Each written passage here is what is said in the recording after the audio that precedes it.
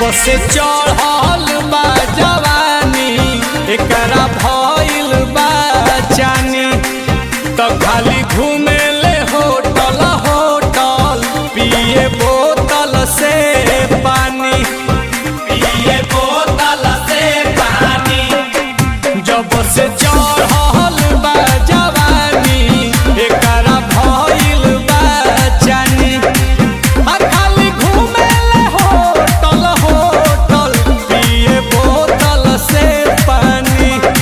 एहो चबकेले छोला में डाल के कचौड़ी भइल चटोरी त मांगे ले औरी पैसा ना कहूरी बाजार करे छौरी पैसा ना कहूरी बाजार करे छौरी पैसा ना कहूरी बाजार करे छौरी पैसा ना कहूरी बाजार करे छौरी।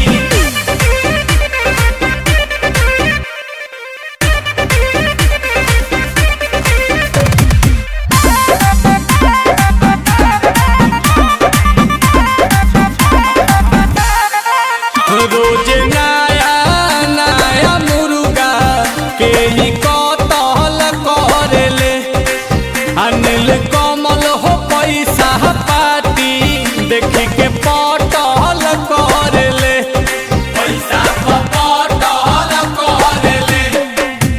रोज नया नया मुर्गा देखी के कतल करेले किनिल कमल हो पैसा के पाती देखी के पटल करेले। आंसू प्रियांशु के बोल देले सौरी दूरही से दिल पर चलावेले हथौड़ी पैसा ना कौड़ी बाजार करे छौरी पैसा ना कौड़ी बाजार करे छौरी पैसा ना कौड़ी बाजार करे छौरी पैसा ना कौड़ी बाजार करे छौरी। फिर का बोल? अरे होखते होखत रह गई।